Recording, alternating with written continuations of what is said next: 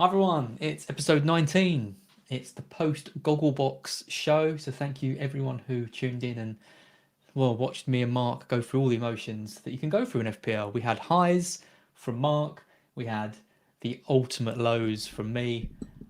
I don't want to talk about it anymore. It was hard. I'm a broken man. It was difficult for me. Yeah, this is going to be a shortened show because we've just come out of a 2-hour live stream during the Spurs Liverpool game, and the story of it was all going so well. We were both enjoying it, and then the events took a bit of a twist. Yeah, well, yeah, okay. Son had a goal disallowed. That was a blow for you, first of all, as wasn't it? But then Trent did what he did, which was completely out of the blue, wasn't it? And just to explain it, it's because basically you sold Trent going into this game week, didn't you? Of course I did. Just add it to the list of bad decisions. This year, yeah, I sold him for Stones, so got my 6 points from Stones. Was pretty happy with that, and then Trent blows him out of the water. What can you do? But I mean, to me, the logic was there. As you can't be. This is what we've said time and time again on this show: is that it's all about the decision, not the output, and that's what you've got to sell yourself. And I don't think Stones over Trent will be a bad move long term. It's just that one game, and it's just unfortunate you had to watch it with a Trent owner. Like I said, what are the chances that you would sell Trent going into a game and then have to watch it with somebody who owns Trent? And I felt bad. I tried to play down my celebrations, but I didn't do a very good job. So you were terrible. You were absolutely terrible throughout. And I won't forget it. Next year, when I pick myself up, I'll remember this. He owes me one. Yeah, I mean, I ran out the room at one point. I did celebrate quite out over the top because Trent for me, lots of fireworks. Yeah, Trent for me has been a bugbear. He's been a player that I've sworn allegiance to, a player that I feel that I'm loyal to for some stupid reason, and I've been paying the price for him a couple of times. Sold him once, got him back in the wild card, and I just wasn't expecting it. So when you get unexpected returns, it is different. It does feel better, doesn't it? But yeah, I do apologise. And we had, like you say, the Son goal disallowed, the Salah goal disallowed as well. Liverpool were a different outfit altogether, weren't they? Suddenly attacking on all cylinders. Yeah, they played well. I mean, Robertson, seeing as Spurs played Dotti and Aurier, it was always it made sense that Robertson had a more kind of subdued role. So I'm not panicking too much about him, but Liverpool in general looked a lot better. Salah looks off it. He scored a good goal. Obviously didn't know that Firmino had handballed it, but Mane looks razor sharp. And, I think if you're choosing one of them going forward, might even be leaning towards Mane now, given that he's outperforming Salah quite a lot. Yeah, it's just whether we're brave enough to do that. Yeah, I'm not. with the pens, it's such a difficult decision with those pens. I almost wish that Salah wasn't on. 6 weeks in a row though for Salah blanking. I would never have thought that could happen. No, there was that talk of the witch doctor putting the 5-game curse on, and as we said on the stream, it sounds like he's got 1 free game week there, and it's actually 6 blanks. He's never done that before. Obviously never did 5 before. Now it's up to 6. How far can it go? I mean, it's just got West Ham next away, who are the most improved defence in the league at the moment. So he could run up to 7-8 matches, which just seems ridiculous. But I guess he was unfortunate. He did take his goal well tonight. The other key event from tonight's game was Harry Kane's injury, which we've come straight from the match for this. Is there what's the news on that? Mourinho says he's going to be out for a few weeks. Right. Bloody hell. That's big. You own it. You got to get rid, right? I mean, who'd you get? There's so few premiums out there anyway, and so few strikers as well that are kind of in form. I guess Kane to Calvert-Lewin is going to be so popular this week off the back of that. I would have thought. Yeah, I mean that's a sensible move it would seem, because the thing is, what we said about Kane is when he's injured, even when he comes back, he takes a few games to get back up to speed. He's not someone who recovers from injuries very easily. In the past, maybe it's different now. So that is a blow. And so what do you make of that impact on Son? You're a Son owner at the moment. Presumably he goes up front and takes pens. Would you think? Yeah, I mean, I would have thought so. That's what happened last year. He scored a couple of pens, didn't he? He's always looked really good when Kane's been out. So yeah, I'm not thinking, oh no, he's going to be massively impacted. Spurs in general are going to be impacted by it, but they've got enough quality to make up for it. They're not going to be as good, and I don't think there's anyone else in that team you'd invest in other than Son. But I don't know. If I didn't have Son, I don't know if I would be thinking, oh, I need to get him in. But he's a hold for me for sure. Yeah, this is it now, because I was all set going into this game week to either get Kane up front or Son in midfield. And tonight's events and that announcement from Mourinho makes me think twice. But we'll look at our teams and the captaincy later on. This is going to be a shortened show. We're not going to do more than an hour, we promise. We've been getting over 2 hours in recent weeks. So, yeah. But having done a 2-hour stream already, we're just going to go through some of the regulars tonight. And we're going to start that by looking at our teams, of course. So let's look at our teams from the game week. I haven't got the points on there, but I think you've got 55 points for the game week, Az? Yeah. Do you want to talk us through it? Yeah, 55. It's all right. It's a green arrow. I'm up to sort of 800 and something thousand in the world. So, I'm in the top million now, which is nice. Yeah. I mean, the frustrating thing is, Cancelo finally got his returns. That was great.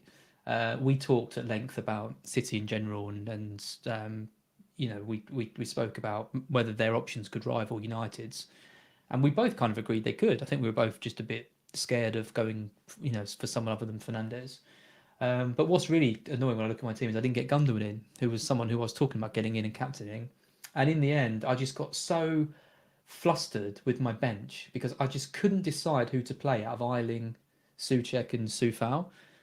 And I just thought, if I get in Gundogan, it's like adding in another player into the mix who could do well, or we don't really know how he's going to be without De Bruyne. And I was flicking between them all so much. And, it has been in the case, if you don't really know what to do, doing nothing often is the best thing to do, especially when a hit's involved.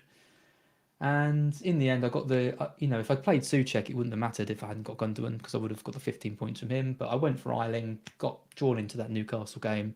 Souček first on my bench. Gundogan goes off and gets 14. So that was just a complete disaster. But yeah, Cancelo and Rafinha, my only ones really delivering. Rafinha's nice to get those points. He's been in my team for a while. So what would you have done? Just potential was there. Would you have gone Souček to? Was it Souček who would have made way if you'd have gone Gundogan? Yeah, it was Souček to Gundogan, and I was like, I was so close to doing it, but I just looked at Soufal and Eiling, and I just thought there's clean sheets there for probably both of them. And 6 points, one of them gets an assist or a bonus, that's 9 points. If Gundogan goes off early, if he gets 3, I'm going to be throwing some points away. And yeah, Gundogan got 2 goals. Fair enough. I thought maybe he'd get a penalty or a free kick or something, but 2 open play goals, I think, just really shows what a player he is at the moment. So yeah, it's nice in a way because now I don't think I will sell Souček. I think he's pretty much a season keeper. He'll just stay in my team. So it'll probably be Rafinha who leaves now. So we'll see if in the long run, maybe selling Souček wouldn't have been the best option, but it doesn't feel great at the moment. Yeah, I remember when we looked at your team last week, you were talking about benching Souček, and I had him in my team, and it didn't turn out like that, so I changed my mind. But I was saying to you, I fancy Souček at Palace, and we talked about the set piece thing, of course, and that's how it turned out. But it was, a week after the bench boost, you're always going to have, for me, I had really hard decisions to make. And I think many teams did. So we saw, ironically, some massive bench scores the week after many managers played their bench boost. It's always the case, isn't it? Yeah, it's always the way. So cruel the way that turned out. But yeah, you're right about Gundogan. We highlighted last week how unnatural his stats were compared to his career data over the last 7 games. And yeah, it turned out again. He was pushed when there was talk about, is he going to drop deeper? He was pushed forward so much, wasn't he? He was like often playing in that false 9 position, running into centre forward positions, and he took his goals brilliantly. That's what's really eye opening, is the way he took his chances. Yeah, and it's not like he's got a couple of difficult games to follow it. Sheffield United, they got an amazing result against United, but still, I don't think they played particularly well in that game. They got, United were terrible. I'm not convinced looking at that Sheffield United is suddenly going to go on a massive winning run. I think City are going to probably take them to the cleaners again. And then Burnley against City is always a bloodbath as well. So you've got to think Gundogan's points are going to continue. Subbed off early as well. They're just going from strength to strength. So I think, I really do think he's had, we wanted the week to assess him, see how he's going to be without De Bruyne there. Well, he's come through that with flying colours. So yeah, he's got to come in. Yeah, it was that. I mean, I was tempted to do the same. I was thinking, should I just get Son in and have a look at Gundogan without De Bruyne? Because that was the unknown. It was like, okay, well, his data's good going into this game, but hold on, what's the impact of De Bruyne missing? And the impact, I mean, I did predict a 4-0 win for City. I expected them to win well, but I wasn't expecting what we saw. It was so easy, and they could have had more, and Gundogan 2 goals, extraordinary. So I did make the call. I did get Gundogan in. I stuck to the plan there. And obviously benefited from Cancelo's points. I mean, it's amazing, isn't it? Cancelo, for so long, has had this return in him. And finally it comes in. It came in fortuitous circumstance with the goal that was offside but allowed. Because it wasn't offside, if you know what I mean. So he took his chance well. But yeah, I mean, I've ended up with, I think, 83, which is a ridiculous score. Massive. Yeah, so it followed a good game week last time out, obviously with the wild card playing the double game week. I did well out of that. So I've had a couple of really strong green arrows. So I'm up. I think I'm up inside the top 30,000 now, which is a great place to be at this point. So I've just got to not blow it. And like you, it's like, yeah, it's not. What do you do? Transfers are so difficult because I look at this and think, it's very, very tricky. The next move, and it's having done well for 2 weeks, you're nervous about changing anything, let alone making transfers that could take 2 players out. But that's something I'm thinking about. Overall, I got over the Souček benching, but that was tough to take because it's the first time this season he's been on my bench and scored, and I haven't lucked him into my team. So it didn't happen this time. But think of your team, because I mean, you've got returns from all the kind of fringe players. Gundogan, Rafinha, Antonio, Rodrigo. I mean, Bamford, but you're not going to bench Bamford against Newcastle. He had a poor game, but yeah, I think I think you can look at. I mean, I look at Eiling. I think, why the hell did I play Eiling? But yeah, I look at your team. I think I probably would have done the same as well. Yeah, it was a tough call. I mean, I just fancied Leeds to get a couple of goals, and I thought, well, I'll play Rodrigo. He got an assist, and I thought, oh, that's a good result. That's a good decision. And then Souček ruined me, but he ruined a lot of people this week, so it's fair enough.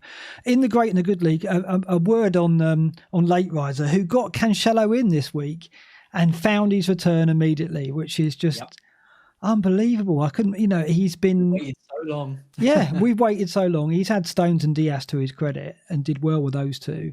And he went triple up City defence, and Cancelo delivered immediately, came into his team. But not a lot else went Late Riser's way. A few people, Joe also having a tough game. This is before tonight's game, so these scores will have gone up. Yeah, so Mane did the business for Joe tonight to boost him up there. I was 1 point behind Magnus Carlsen, so hopefully I've caught him up now. What's interesting, though, in the bottom table is if you look at the hits made and transfers made, Neil Rigg, Deped on Scout, has only taken 1 hit all season, which, when you look at the company, I mean, most people have taken at least 4. He hasn't. He's taken 1. It's crazy. Minus 28. Bloody hell. Yeah.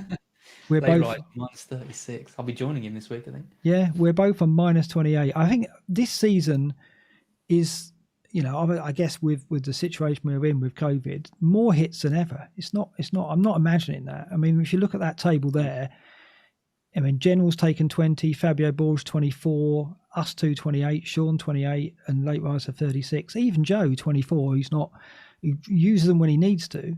I mean, even Vila Ronka, the most cautious manager by reputation, has taken 3 points hit. So Neil's done extraordinarily well to just use 1. Crazy stuff, that. Okay, that's the league situation. We'll update that next week when it's fully up to date with tonight's game and obviously the weekend games as well. Let's have a quick delve into the data. I haven't highlighted anything here because we were doing the live stream earlier, but this is the top defences as graded by mins per expected goals conceded. Man City right out on top. Both in terms over the season and over the last 4 matches, mins per XG conceded 246.6 minutes. Absolutely crazy. I mean, they don't look like conceding at all, do they?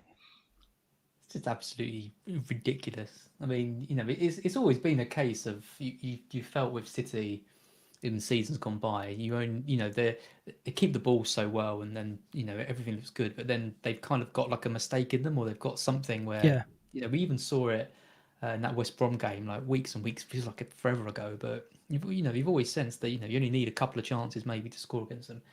Now they're not even getting one chance like against them. They're just like. They're just so good. Like the partnership of Stones and Diaz is just so strong, and Cancelo is such an upgrade on Walker. I think the fact he comes into midfield and drops back, and he just covers so much ground and distance. Yeah, I mean they're just really clicking at the right time. I just can't see him not winning the league. Like, not at the moment. These foundations of defence, and to be scoring goals again. Yeah, really, really good. But look at that stat there: minutes per chance conceded over the last 4. They're only conceded a shot every 16 minutes. So that's 6 to 7 shots conceded. Is that all? Yeah, that's all in a match at the moment. When you look at West Brom, they're conceding a shot every 4.7 minutes over the last 4. It's a massive gulf between the top team and the bottom team. I've never seen anything like that. They've conceded 1 big chance in the last 4, Man City, as of Leicester. Yeah, it's just if you've got to double up at least, haven't you, on their defence? Cancelo, Diaz and Stones, you've got to have 2 of those, I think, is with the run that they've got as well. West Ham's defence, word on them, because the last 4 they've been extraordinary. They're second to City over the last 4, conceded an expected goal every 176 minutes. They obviously conceded a couple at Palace, but I think they only conceded an extra, 2 shots in the box, I think it was. So they still look solid, didn't they, even then? Yeah, they did. And again, I mean, I just didn't think they had it in them. I just didn't think Moyes would be able to get them so well drilled. And, Soufal's made a big difference. They had Masuaku got injured and they filled that. They plugged that forward. They've got Jesse Lingard now. So they're just going to go for strength. And even like Dawson coming in. I mean, Balbuena was looking good, and I think he got rested and Dawson came in, had a really good game. He's kept his place in the side, and I don't think they have conceded now, but until that goal, they were they were keeping clean sheets all over the place. So again, it's like Stones comes in for City, a player you never would think would make such a difference, and has kind of massively tightened things up. And Dawson's come in for West Ham and done the same. So it's a season of redemption and odd sort of cult defensive heroes. I think. It is, and Dawson got the goal as well, didn't he? So he's always been a threat at set pieces, but you never associated Dawson with a player who would come in and shore up a defence. But that's how it's been. It's just his partnership with Bonner and with Creswell there as well. It's just been fantastic. Creswell's got to be, a very kind of underrated player, but he's had a fantastic season. So he's been a factor in it as well. Just elsewhere in there, Arsenal climbing the table of the last 4.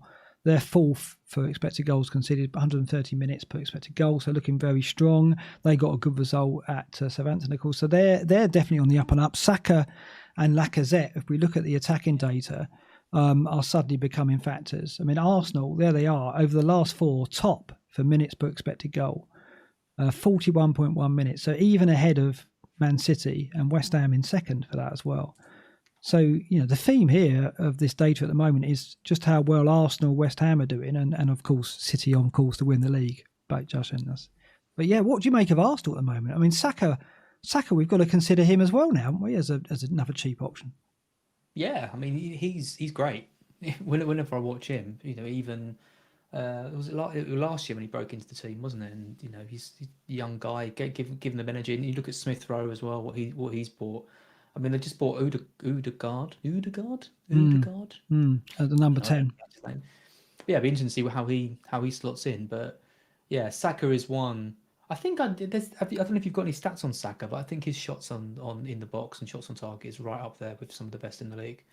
So he's a player Andy brought in on his wild card, for example, and he bench boosted with him and played him this week, had double-digit points in both of those. So yeah, really, really strong kind of left field pick. The fixtures they got United, but then they've got Wolves and then Leeds, Villa. So they're a bit of a mixed bag of fixtures, but he's cheap. 5.2, 5.3. Yeah, I like him. It's just the situation we're in with Souček, and we talked about Smith Rowe being someone who would shake up the template a bit. I think with Odegaard coming in, There's a bit of doubt there now, but Saka's certainly a nailed-on starter. And when you think that we've got Rafinha, Gundogan, Souček, and obviously we've got to consider Saka as well, suddenly it's like we're flushing money out left, right, and centre, aren't we? It's No, we're gonna have budget.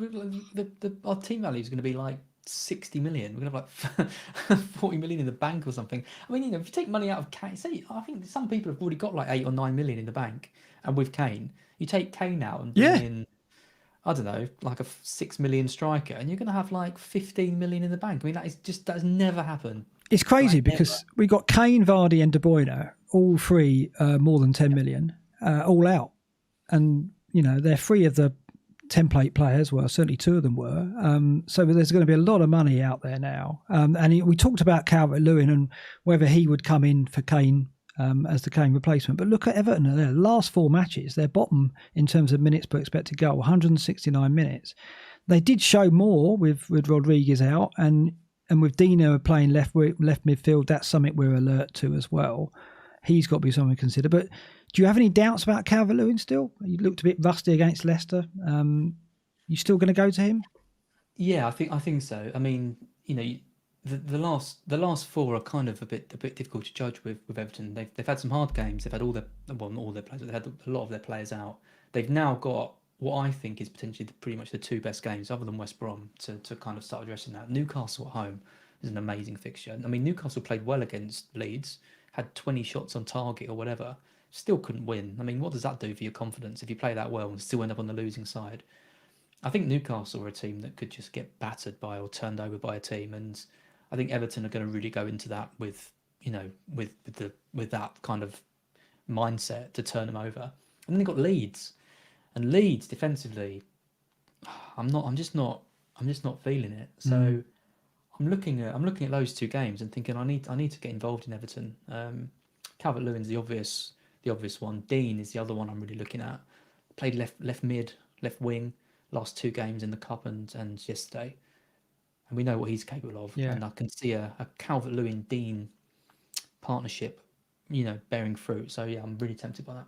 Yeah, I mean, we've got the ticker up there, ranked by attacking potential, and Everton are 6th in that. They've got, like you say, Newcastle, Leeds, United away, then Fulham at home, Liverpool away, the derby, then Southampton at home. So they've got 3 decent home games against Newcastle, Fulham and Southampton in the next 6, and plus that trip to Leeds, which could bear fruit as well.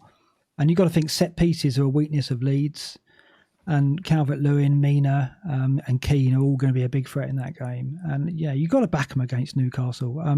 If we go back to the defensive data, we can see just how, let's bring this up here, just how Newcastle have struggled of late. Last 4 matches, they're ranked. You have to do it all manually. Yeah, I know. No stream deck tonight. We see they're right down there. 48 minutes per expected goals conceded, 48.3. Only Fulham and West Brom below them over the last 4 matches. So they really have struggled. And even over the season, they're 4th from bottom. So they are, relegation candidates producing relegation data.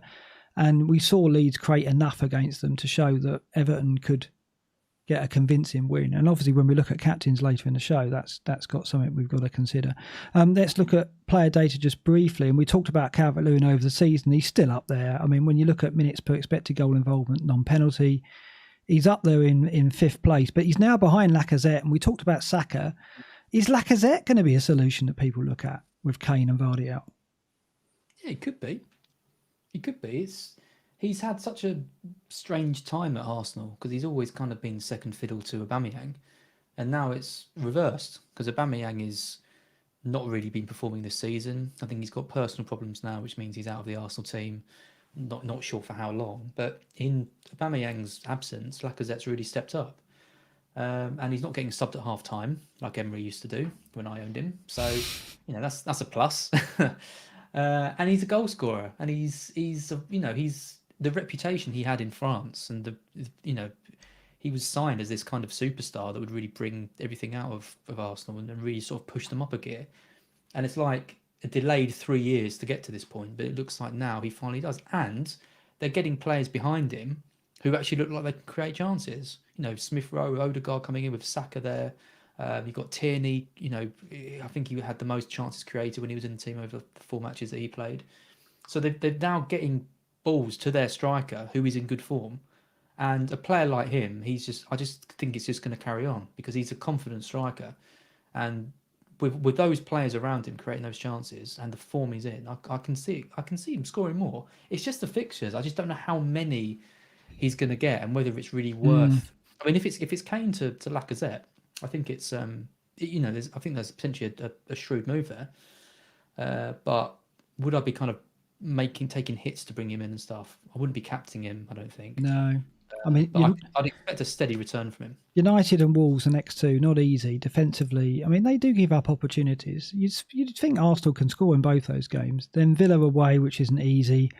Leeds at home is the game, isn't it? You perhaps be looking at Arsenal attackers Saka or Lacazette for that game week 24 game. But other than that, the fixtures, the fixtures definitely are against him. Let's Palaces though. I mean, if we go back to the ticker, sorry about that. Let's just go back and have a. I mean, Palace are top both in terms of attack and defence at the moment over the last 6. So they've got Wolves at home, Newcastle away, Leeds away, Burnley at home, Brighton away, Fulham at home. They can get results in all of those, and so we've got to consider Zaha, haven't we? Yeah, I mean, he's the only one I would consider. Mitchell's now kind of got his place back, but defensively they're just so unlike Hodgson's like Palace to be so frail and vulnerable from set pieces and not just look like they can concede every time a team kind of attacks them. Just not what I'd expect them to look like. But attacking wise, I mean they do look like they have a bit more about them going forward with Eze there. I think they've signed a new striker they've signed who comes with a good reputation. And Zaha as well, like on penalties, having his best, like most productive season. He's that kind of player who, as soon as you see the goal like going for Palace, you're like, yep, that's obviously going to be Zaha. He's got to have something to do with it, hasn't he? Got to have something to do, yeah. And it's it's a good player to own. So I mean midfield, there's so many options at the moment. It's hard to know how to fit him in, but I think he's a good pick. And of course, game week 25, Brighton away, Zaha does something, doesn't he? Oh, captain guarantee, he always scores, guaranteed. He always does. Let's look at data of the last 4. He doesn't appear. There he is down there on minutes per expected goal involvement, 191.5. So he is in the top 30 over the last 4. A popular name at the top there, Antonio. Look at that, 74 minutes per expected goal involvement. The top ahead of Lacazette, who's on 101. Antonio's just come back, and it's like he's never been away, isn't it? I know, and if you haven't got him, what are you doing? Get him in. Priority. He could have had 20 points against Palace. He had some pretty bad misses. Maybe that was a bit harsh. He could have scored more. I think he's still a little bit rusty. Of course, it's whether he's put all his injuries behind him, but you've got to think that he's been managed to this point now. They don't have any other striker at the moment to play, so they need him. They need to keep him fit. They need to keep him starting. And I love him. I just think he's just. I can't imagine playing against him at any club in the world. I can't imagine having him running at you. He is an absolute unit with loads of speed, loads of strength, great finish. Must be a nightmare playing against him. Love him. But he's not. I mean, I was involved in a thread on Twitter this week. I don't think he's the most natural goal scorer, but his pace and power, his presence in the box, and he's a nuisance. He's got nuisance value, like the whole, Andy Carroll, old West Ham striker of old. So he adds that to as well. But it's just that willingness to run the channels. He was an ex-winger, so he does that really well.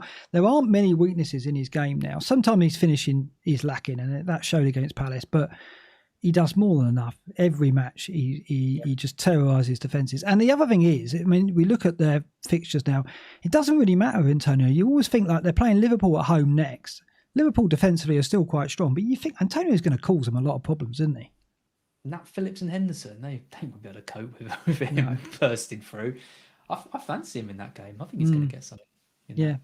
And then after that, Villa, Fulham, Sheffield United. It could be worse. That's not a bad run. Villa have just conceded 3 goals to Burnley, a very physical team. Again, are they going to cope with Antonio? I mean, there aren't many defences you look at and think, well, he's not going to get anything against them. Maybe City in game week 26, who are superhuman. That's about it. Yeah, but that is about it. When you own Antonio, you never never not fancying him to get something, are you? And that's the beauty of him. And it's just great to have him back as an option. Yeah, you mentioned Saka, and he is there. He's down there, in 6th place, just behind Aubameyang, Son, De Bruyne, and Lacazette. That is the company that Saka is keeping.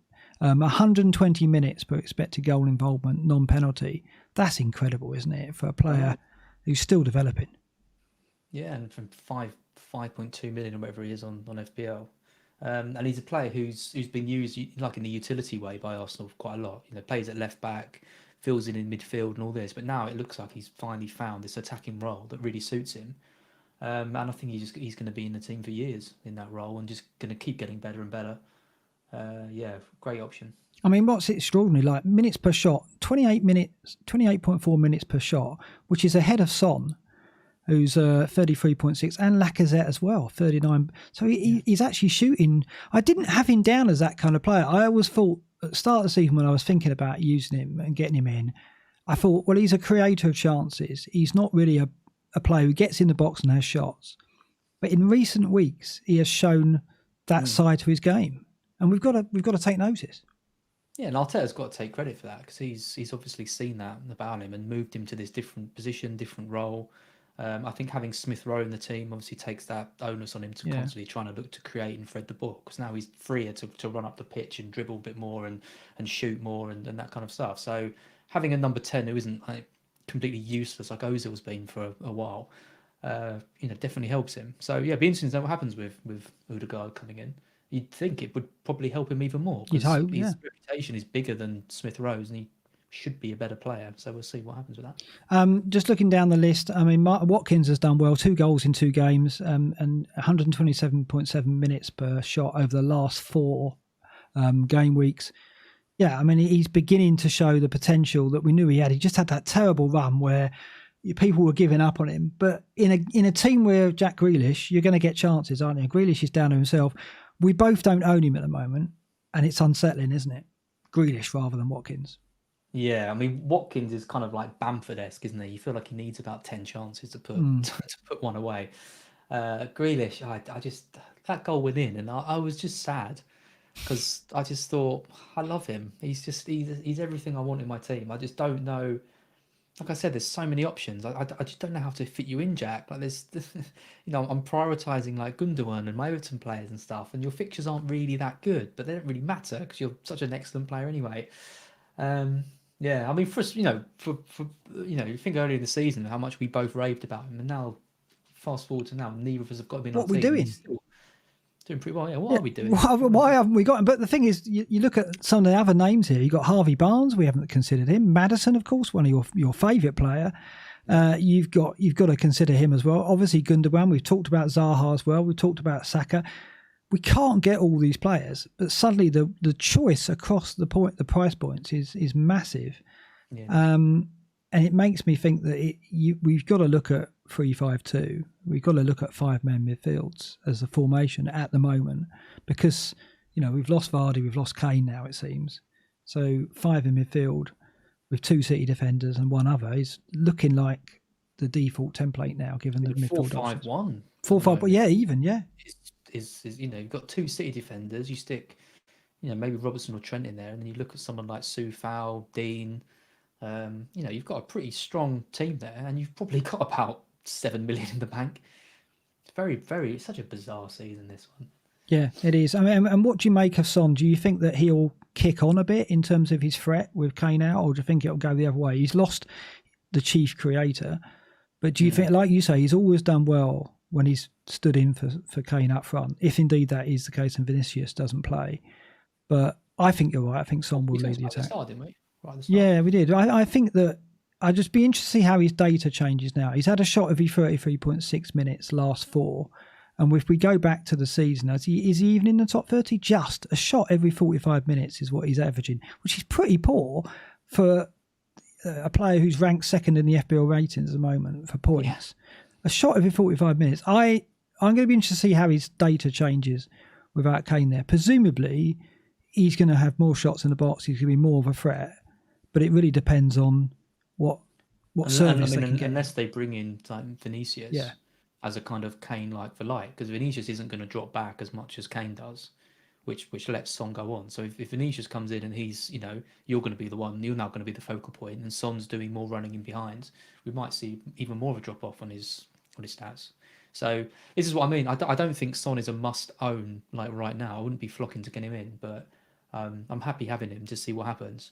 But it's going to go one of two ways. I think he's either going to regress quite a lot, or he's going to be a really strong option if he plays up front as on pens. So yeah, it's another like and see. I'm in the same boat you were with Gundogan. I was all set to get him in, and now I'm like, should I leave it a week to see what happens? And Brighton away is the kind of fixture he could punish me on. Let's talk of the fixtures. Let's look at the fixtures. Now, we've got to do this every week now because you're logging. We did all right last week. FPL Pot Noodles logging the scores. I did, and I think I got one score correct. I think I got the Wolves-Chelsea game correct, which I said a brilliant 0-0. So when, obviously we haven't gathered the scores yet because the last game was tonight. So when we do our next show, we'll give you a view on the standings. And I think I've edged ahead of as in the first week. You have, right? Yeah. But only one correct. We did so well the first night. I think we got 7 out of 8 results correct the first night of the game week. Correct score. But then it all went wrong day 2, and then tonight no one predicted a 3-1 win for Liverpool, of course. So that was hard to foresee. I guess many people would have done, but we certainly fancied Spurs. Let's look at this week then. Let's get through these. Everton versus Newcastle, the early kickoff. I really wish it wasn't because that puts me off Everton assets. I've got to go with let's be brave. Let's go a 3-0. 3-0 Everton. Nice. Yeah, I was hoping you'd say that. I'm gonna go for 4-0. 4-0 Everton. I think they're really gonna go. I mean, they play against Leicester. They're obviously going to have to be a bit more defensive minded. It's a big game for them, both in a similar position in the table, both looking for top 6, maybe even top 4. Leicester maybe even win the league, but neither of them wants to lose that game. So I can see why they'd be a bit more shocked. I mean, Rodriguez, what a goal from him. He's just such a class player. If they just need to keep him fit. Yeah. And I just really like them. When they're all on song and they're all playing well, they're just such a fantastic team. So I think they're going to go back to how they were at the start of the season. Newcastle, I just can't see them getting anything from this game. And I think Leeds made them look a lot better than they actually are. So yeah, heavy Everton win for me. The only question mark is Pickford, and can Newcastle get any joy there? Because Pickford is prone to error. And I think with Sam Maximin back, Sam Maximin looked really good when he came on. So they could nick a goal out of the Pickford factor. But I'll go with 3-0. You're going with 4-0. But yeah, it's going to be a home win, surely. Palace versus Wolves, very, very tough. I mean, every game that Wolves are involved in, I like to say 0-0 at the moment. Because I look at them and think, yeah, they've got Podence back. They're still lacking a cutting edge, though, aren't they? Neto does what he can. Traore's been a disappointment in terms of final product and output. Really awful. I think it's got 1 goal, 2 assists. Just not good enough for a player of his quality from the previous season. I think Palace will nick this low. I'll go a 1-0 Palace, yeah. Yeah, I mean, talk about disappointing teams. Every week it's like Wolves, they had that win against City, and it was like, they've sold all these players, but Nuno knows what he's doing, and it's just boring to watch. There's no that you see, like Wolves last season, you'd see like Wolves feed anyone, and you'd be like, oh, it's gonna be a really good game. Wolves are really gonna get them. This year, it's like they just pass it around. They're just boring. Like the most exciting thing is Traore greasing himself up. That's the only thing I look forward to. It is true. Rubbish. It is true. And what minute will Podence go off? That's about the only source of excitement. Neto's done well. I mean, he's going to be their player of the year. Yeah. But we looked at this early season. We were going, Wolves are really not tracking very well data-wise. And you watch them and they're quite uninspiring. It hasn't got any better. We're over halfway and it doesn't look like getting any better. They're just about going to keep out the relegation battle. But they're not going to do much else, I don't think. Jimenez has been a huge blow, obviously. But yeah, I'm going 1-0. What are you going? Were you going Palace win as well then? Yeah, it's tricky. I mean, I think Palace will score, and I don't think Wolves will score. So there you go. I know it kind of answers itself, doesn't it? So yeah, I think I'll go for a 1-0. Okay. I mean, if Tompkins isn't back, maybe Wolves will get one. I'll stick with a 1-0. I'll match you. City, Sheffield United. Now, normally we would give this as a heavy home win, but Sheffield United will go there having got 3 points at Old Trafford, which no one saw coming. I do worry, though, that would have taken it out of them. They'll be boosted by it, but I wonder how leggy they'll be. Their squad is stretched. They've lost more players. They had to have Jagielka out against United. You've got to think Jagielka, if he has to be on the pitch against City, is going to be difficult for them. It's difficult. It's difficult to... Wasn't he? What's that? God, performance from Jagielka. Yeah, I know. Brave. But has he got 2 games in him in a week? I don't know. Surely not. Surely not. 3-0 City at least. I'll stick to... Shall I go 4? No, I'm going to go 4-0 again. 4-0.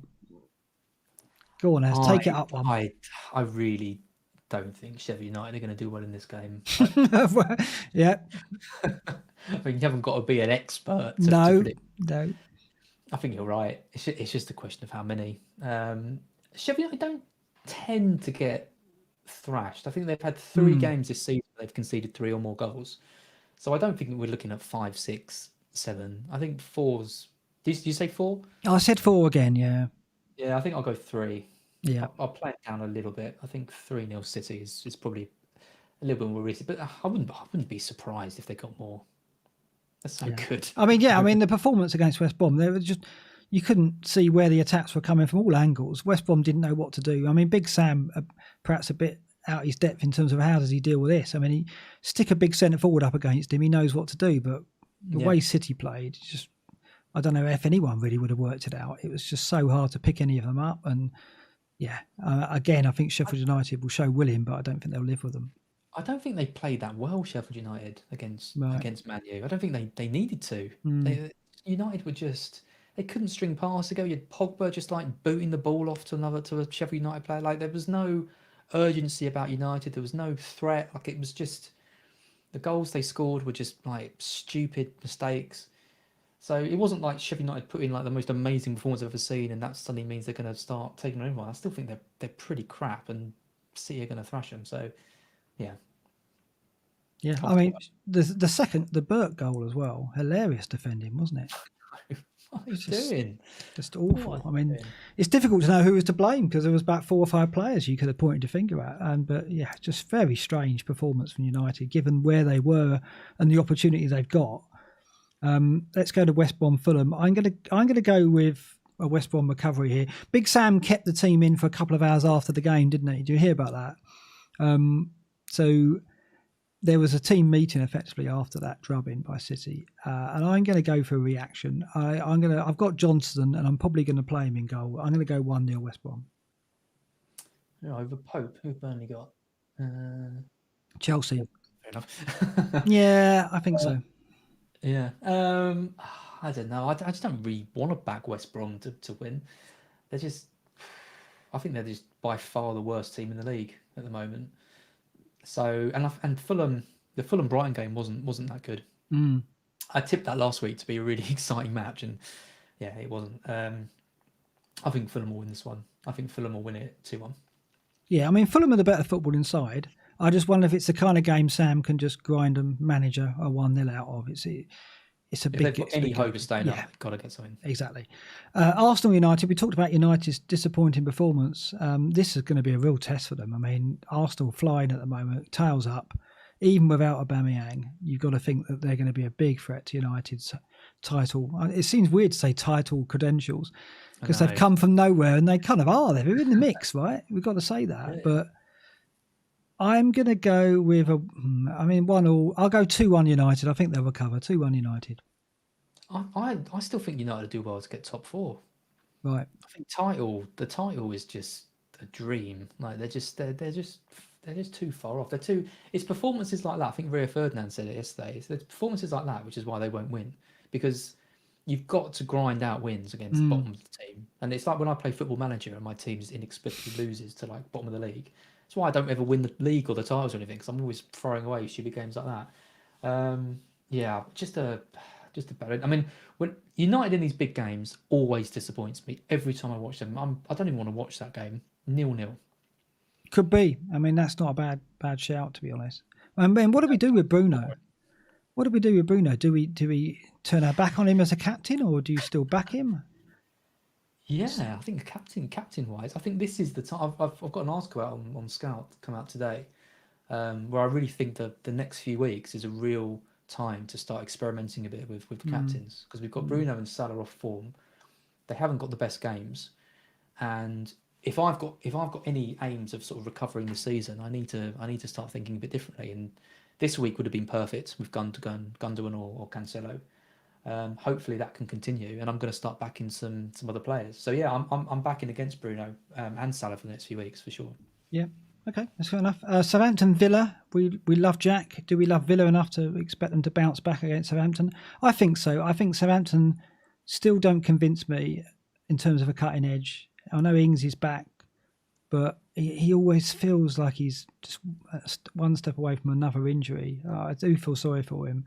He's looking for a move, so he's looking to impress. I think he really is manoeuvring to get a big money move, get a Champions League team. But I don't see Southampton scoring against Villa. I'm going to go with a 1-0 Villa. Yeah, they look a bit laboured, don't they? And a bit, I don't know. They got that amazing win against Liverpool, and since then they've kind of, I don't know, it feels like they've peaked and they've gone on holiday after that. I think Villa will have too much for them. I'm going to go for 2-0 Villa. And Chelsea Burnley, as I said, I'm not playing Pope in this. I don't know. I'm in two minds because it's the kind of game Burnley, having won against Villa, they could go and get something at Chelsea. They've won there before. They've got a decent record there, I think. So I am, and of course, with the new manager in at Chelsea, what do you make of that? What do you make of his arrival? Yeah, I mean, I did want to see Frank do well actually. Chelsea legend, great player. It's kind of a romantic thing, isn't it, that he'd come back and take them to the top. But I mean, he can't be surprised at what happened. Results just haven't been good enough, and I think the biggest problem was just the lack of identity that they had in the side. So I think they needed to make a change. It's brutal, but I don't know. I just think I don't really see how he could have turned things around and taken them to the next level like they wanted. But then when you look at Solskjaer, and it was kind of the same with him, and how well he's doing. But yeah, I don't know. When you've got someone available like Tuchel, or they were talking about Allegri or managers like that. Like, I think they just got that winning sort of mentality. They bring trophies. I think Tuchel's going to do well there. Do you think we talked a lot about Chelsea last week, and Havertz and Werner in particular, and everyone's presuming that Tuchel's going to get more out of those two. But then Werner was benched again in his first game in charge, so it's hard to read. James was benched. That was a Mount. At the moment, we've just got to wait and see what he does in terms of formation and tactics. Yeah. I don't know what to make it. So I think Chelsea win this, but only by a 1-0 scoreline. Chilwell wing back could be really exciting, and James as well if he gets back in. Although if he's now got competition with Hudson-Odoi, and as Wazpla will go into the middle, but yeah, you think Chelsea win? Do you say? Just. Yeah, I think this could be probably a scrappy one. 1-0 Chelsea. Is that what you're saying? Yeah. Yeah, I'll go for that 1-0. I think that's wise. Leicester Leeds. I'm kind of turned against playing my Leeds players here. Leicester's defence, third best over the last four we saw earlier in the data. They're looking stronger as we go towards the run-in. They actually perhaps are more title contenders than Man United, given the form at the moment. They haven't got Vardy, but they've got enough to beat Leeds. I will go 3-1 Leicester. This game really, really stresses me out because I really, really want to captain a Leicester player in this match, because I'm just looking at these fixtures and I just think this is perfect for Leicester. I cannot foresee any way Leeds get out of this without conceding a couple of goals. I think it's going to be a good game. I think there's going to be goals in it both sides. And I'm looking at Harvey Barnes and I'm thinking, I want to captain him. I literally want to bring him in and captain. The trouble is, I don't know how I'd do it because I want Gundogan as well, who seems more long term. But for this fixture, I think Harvey Barnes is the strongest captain pick of everyone. I think it's going to be 4-3 Leicester. I mean, I'm with you on Barnes totally. I think he's a great pick. If I had a way of getting him in, I mean, I could go to Barnes. I mean, there's no reason why not. Rafinha to Barnes could be an option, and it might well be something, because I share your thoughts as well. Maddison, is playing well. Barnes just got that cutting edge, hasn't he? And I think he will cause them all kinds of problems.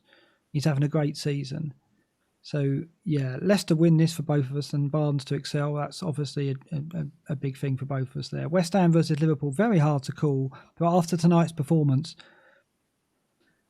I'm going to go 2-0 Liverpool. I know Antonio will cause them problems, but I think they'll control the game and they'll manage it. So I will go 2-0. It's a tough one to call. I'm going to go for 2-2. Really? You think there's goals in it? Could be, yeah. I think West Ham have got enough to cause Liverpool problems, and I think Liverpool have got enough to cause West Ham problems. And I think more than just a 1-1. I think there's potential for there to be quite a few goals in this. I never really know. I'd like to see some stats on when you've got games this closely together, because I know over Christmas we see it. And I think clean sheet. We saw more clean sheets this year, didn't we, over Christmas? So it might be that we're predicting all these goals, and actually it's going to be a lot less than we think. But purely on, attacking wise from both players, from both teams, I think there should be goals in it. It's just the fatigue, is it? Like, Moyes is saying Antonio's not there yet. He looks good enough, but is he going to catch up with him? 3 games in a week. May well do. Liverpool don't have the squad at the back to rotate their defence, so they could get found out with Antonio, as we said. But I think I think they'll kick on from tonight's result and win this comfortably. That's me. Brighton Spurs. I think Brighton gets something now with Kane out. I really fancied Kane in this game, and I think we will see a 1-1 draw. I think Brighton will score first. Spurs just won't have enough to win it, because without Kane, I think it's a big blow. So I'll go 1-1. The Yaz special, and I agree. I think we'll get something out of this. I was confident even before Harry Kane got injured that we'd get something out of this with him out. I think we'll contain Son.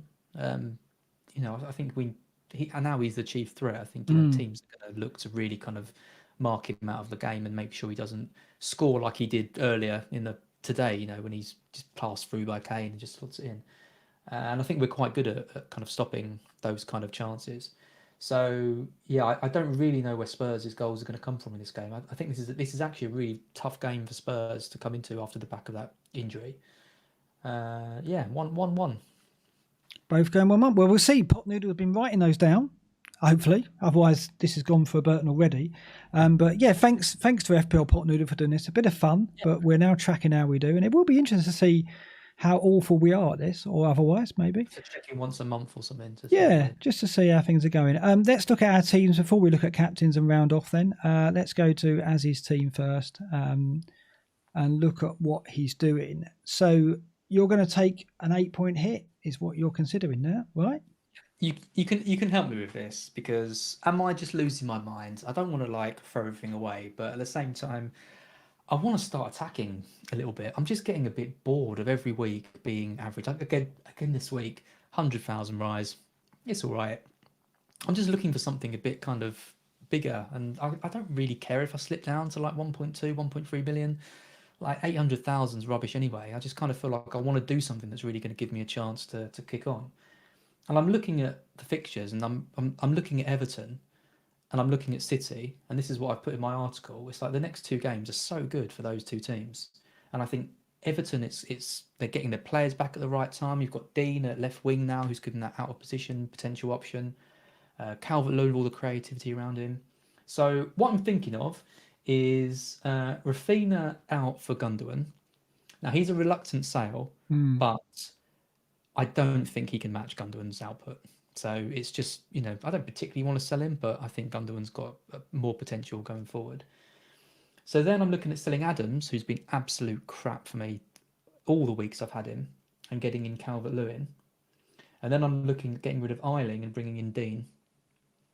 So that'd be a -8. It would mean Bamford on the bench, and it would mean Rafinha, Adams, and Eiling out. -8. Could you do Barnes and Calvert-Lewin in for just a -4? Could you not do Rafinha and Adams? That would mean no Gundogan. Yeah. Because the other option is I do Rafinha, Souček, and Eiling out for Barnes, Gundogan, and Dean. Yeah, there's people in the chat saying, FPL Arrows saying I would do a -4, no Dean move.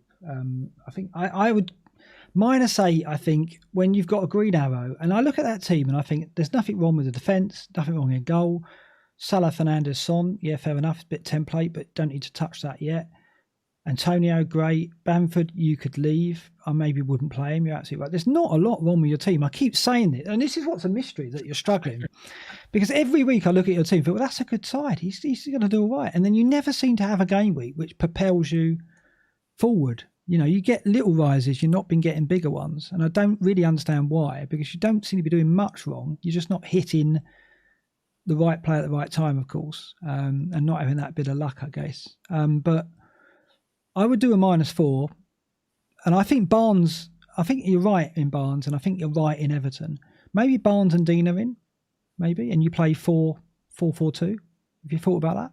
So no Gundogan then, even though I think it's a good, strongest.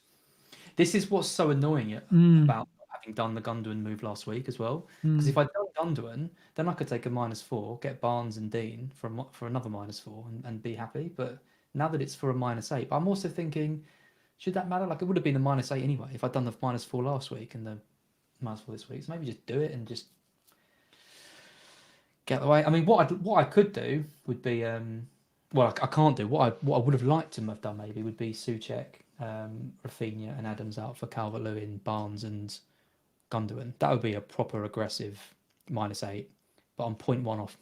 If only you'd made early transfers. See, it's not. See, even these times when we've got loads of money, there are those instances where you're just 0-1 shy, and it does hurt. But that would have been a good move, yeah. Less to lose on that, I think.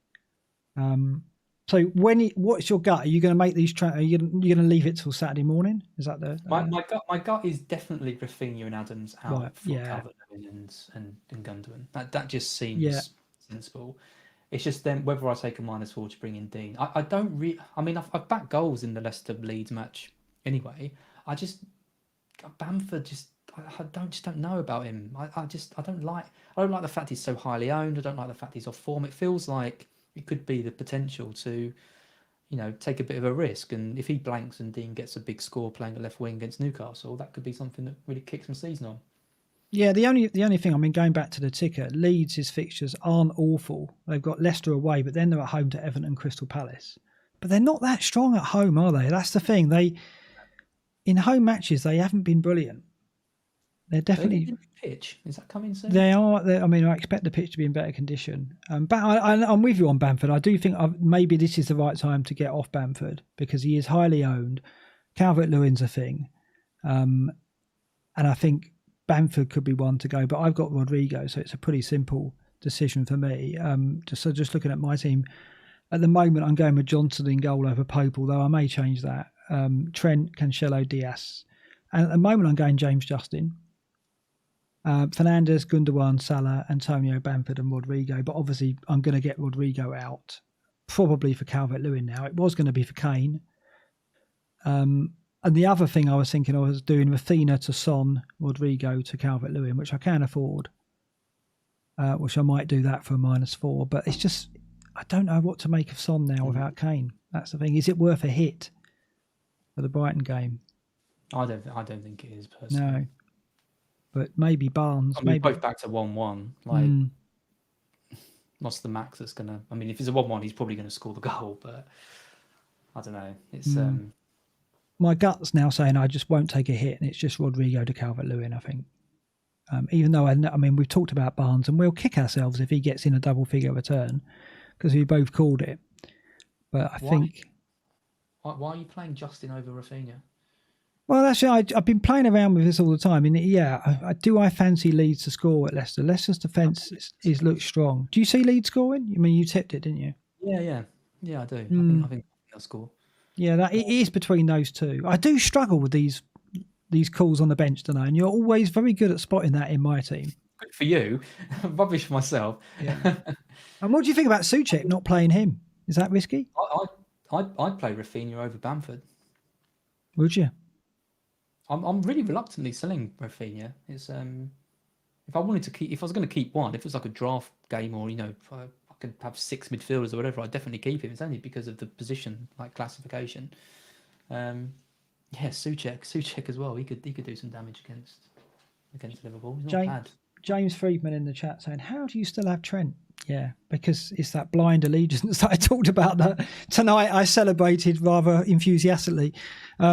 Yeah, I mean, he was going to go. Every week I look at it, it's got to be Trent out. And then the Boyner injury meant I didn't need the money anymore. And so there's always something else to do. And I look at it this week and go, West Ham away, I might as well play him. You never know. It might be a purple patch he's in, but I doubt it. I think he'll go eventually, but just not yet. But yeah, I think I'm not going to take a hit. I was going to be really aggressive and go, right, I had a good game week, let's spend some points. But I'm now, with the Kane injury, it's thrown me a bit. Yeah. So I think Rodrigo to Calvert-Lewin is easier than. And I might captain Calvert-Lewin, but let's end the show by looking at captains. The captain matrix for game weeks looking forward. Game week 21, Kane's on there. We didn't have time to take him off before the show because we came straight from the match. Son at Brighton is perhaps not the top option now. You've got to consider Gundogan at home to Sheffield United, Calvert-Lewin at home to Newcastle. But just looking forward, we wanted Kane and Son for game week 23 at home to West Brom. But now that, there's doubts over Kane and maybe doubts over Son without Kane, maybe in game week 23 we're looking at Antonio at Fulham now.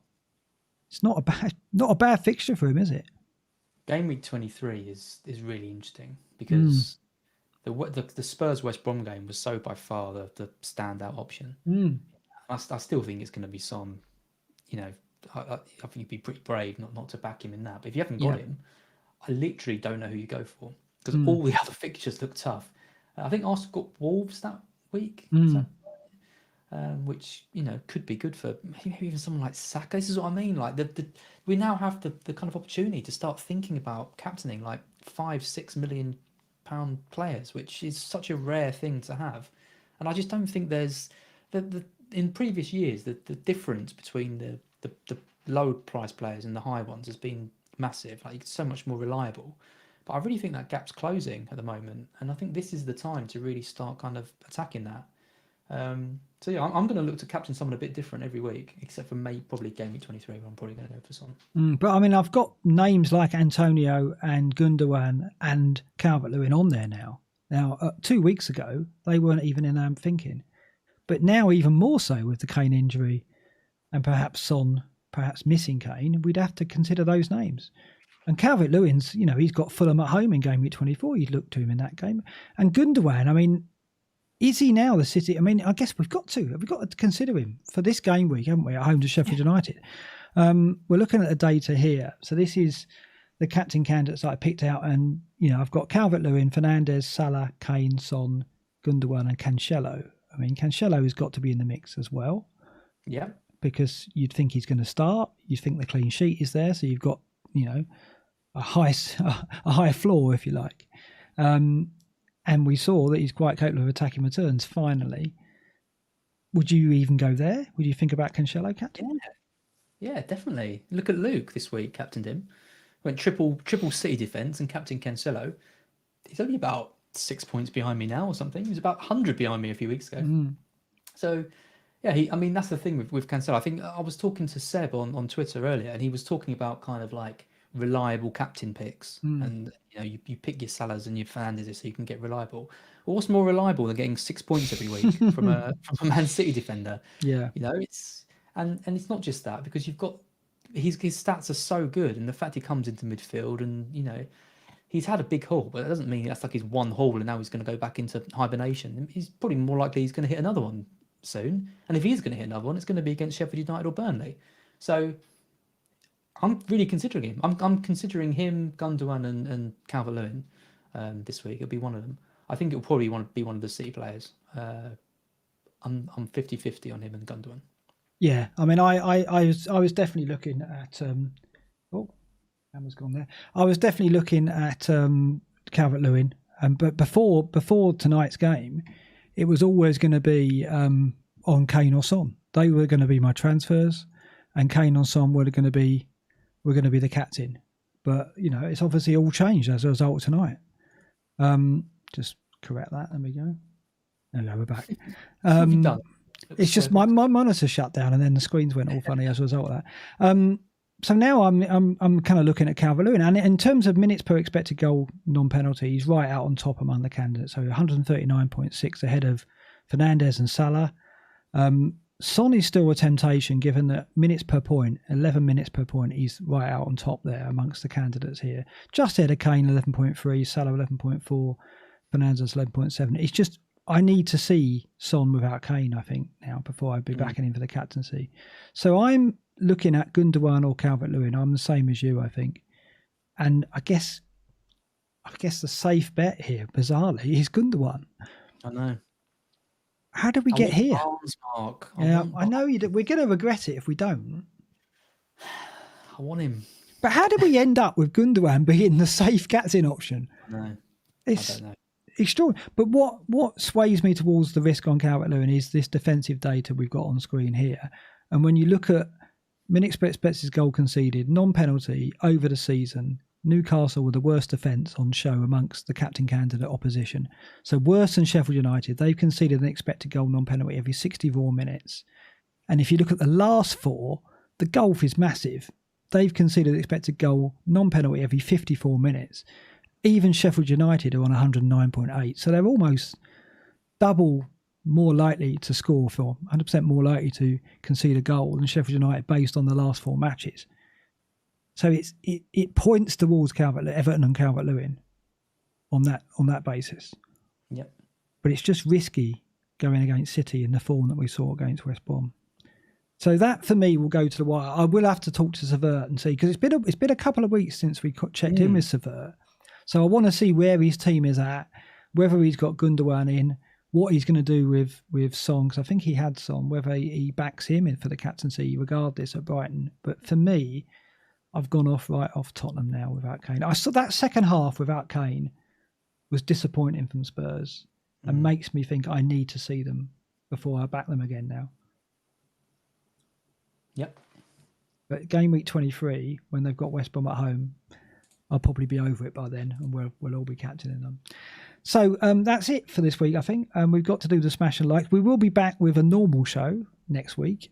Just to explain this week, if you're listening to the podcast and you're wondering why we cut it short, it's because we did a 2-hour match watch-along stream, which we amusingly called Gogglebox. That name will catch on, I think, Gogglebox. I thought that was a last-minute change. It was watch-along before, wasn't there? And you changed it. Someone will have that Gogglebox. I mean, but yeah, we did a live stream. So get onto YouTube and watch that. It was quite entertaining, particularly when Trent scored. Poor as I know. But that's why we've cut the show a bit short this week. We've still done over an hour, I think. But next week, we'll be back with the usual material.